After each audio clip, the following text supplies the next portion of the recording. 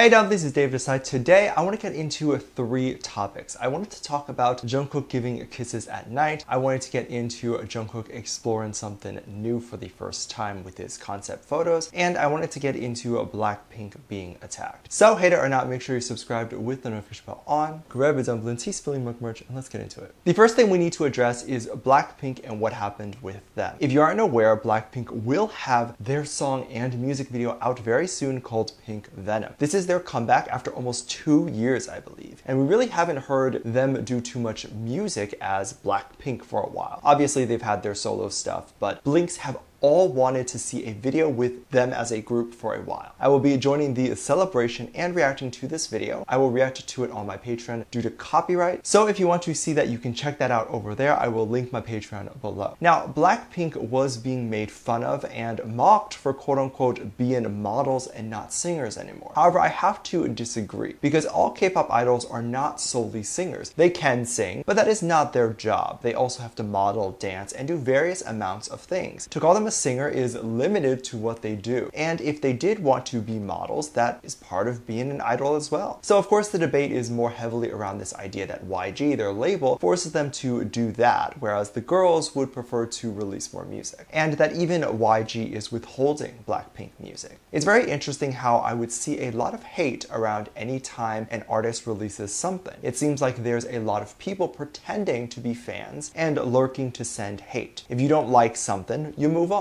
I understand being triggered and upset over something, but those things in which you are allowed to be upset and make a long post about are usually things like a politician saying all children need to die or something, in which case go off, write an essay about how that politician sucks. But I've never understood being so triggered over a music video and something that literally does not affect your life if you didn't like it. Like if you enjoy the video, it can be life-changing. But if you don't, then nothing in your life changes. You can just move on. It's not offensive. Over the last few days, Pink Venom had been teased by YG and they had been releasing these trailers. They did one for all the members and then they did one for each individual member. And I think the concept is really well shown in the videos. They show the BLACKPINK girls in a glass box, they're mostly standing still, and they're giving a very fierce look. However, funny enough, a few Blinks were saying that these teasers and trailers were boring and continue to say that this is nothing compared to the How You Like That era and the teasers then. And even going as far as to say YG usually sucks with their creativity when it comes to these things. Now, I don't necessarily agree. I think the concept is there. And of course, the label can't give away the stunning visuals and amazing parts of the music video in just the teaser. So it can only be just a sample of what's to come. But I understand this from a different perspective. YG had allegedly made a note a while ago mentioning that the upcoming BLACKPINK music videos will be the most expensive YG music videos to date. And YG doesn't quite hold back with their videos. They reportedly had spent over $400,000 on a group video before. The group name is Treasure, and at the time, this was still a rookie group. So for Treasure to be given this huge budget is a big deal. So understanding that people were definitely expecting a lot more from this teaser for BLACKPINK, and seeing that from the teaser it doesn't appear extremely high budget, I can understand the frustration from viewers. Wanting the trailer to be redone or deleted is still a bit much in my opinion, but you can't control how people react. But we have yet to actually see the music video first to determine if it actually does seem low budget, but I doubt it. It's very exciting to see that release, and we really have about a day and a half before the music video comes out. It definitely feels like a lot is happening in K-pop, but it seems like everything is so wonderfully well spaced out that every artist and release has a bit of time to breathe. J-Hope had his moment, and then Jung Kook as well with one collaboration, and then BLACKPINK is going to go without competing against BTS. However, BTS isn't completely not releasing anything. They recently, out of nowhere, dropped the Jung Kook vampire photos that were edited and styled by Jung Kook himself. Recently on the YouTube channel Bangtan TV, they dropped a video explaining Jung Kook's process and explaining anything around this photo. I think it's easy to draw a conclusion and theory from a video, but it's definitely a bit harder to figure out what is going on through a photo. Jung Kook explained in the behind the scenes video that the photo is definitely vampire themed. He wanted to do light to dark and this idea of day and and night and show the progression of his character going from dark to light. Jungkook also revealed that he had styled everything himself, and he took a bigger part in producing and creating this concept and theme than he had ever done before. I was confused at first because I wasn't sure why he was releasing this. Not complaining though, but was this to promote a solo thing or a music video? Or is it to promote a product? What is the point of this? Or was it just to have something to post on Instagram? But for the most part, a big company or label doesn't usually do this huge push where it's being posted on every social media page on their official pages. They don't usually do all that unless they're trying to promote something. If it was just a concept for Jungkook's personal thing, it would just be posted on his personal Instagram account, similar to how RM and J-Hope have really creative themes for their Instagram and creative concepts, but it's not to promote anything. Beginning on August 18th, you can actually pre-order a photo book of this concept. I assume it's just a book with pages and pages of photos of Jungkook as a vampire, and maybe some sort of interpretive story. It was mentioned that there will be 80 pages of photos and all similar to the theme that we have already seen, with the colors red, gray, and black. You also get photo cards and a mini poster and just a bunch of random cool things. HYBE is sticking to their alleged words of being more environmentally cautious and using a biodegradable packaging, I'm assuming, instead of the normal plastic. It was very exciting to watch the behind the scenes video and see how Jungkook was so nervous about creating this, and Jungkook talking about how this was his first time ever doing something like this. I imagine usually Jungkook does this with all the other members, and so this was the first time he had ever experienced working on a project from start to finish where he was the only one that was leading it, and most of the ideas had to come from him.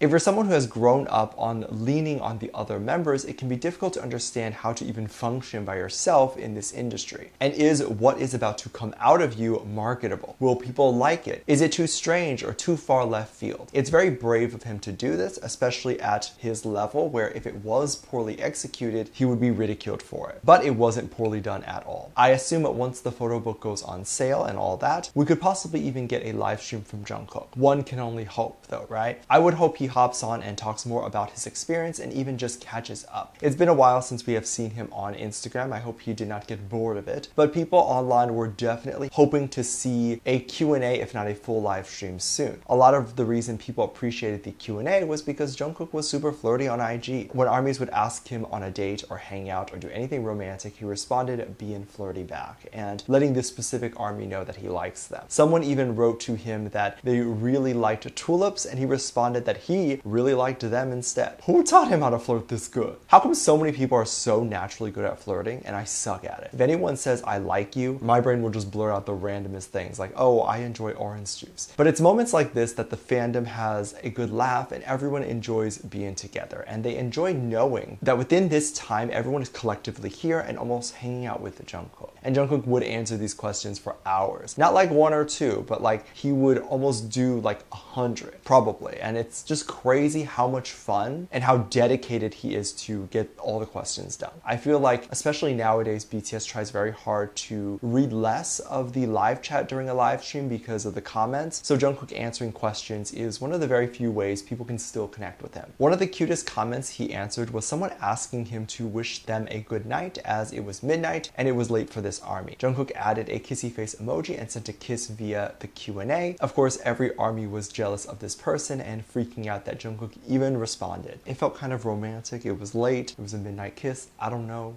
I'm kidding. Very cute. But what do you think? How do you feel about Jungkook flirting? How do you feel about people being upset over Blackpink's teaser? And how do you feel about Jungkook's first time creating a concept on his own, and how did he do? Let me know what you think. Make sure you check out my Patreon for more videos. Link down below. Thank you. Just lovely comments right here. Love you. Bye.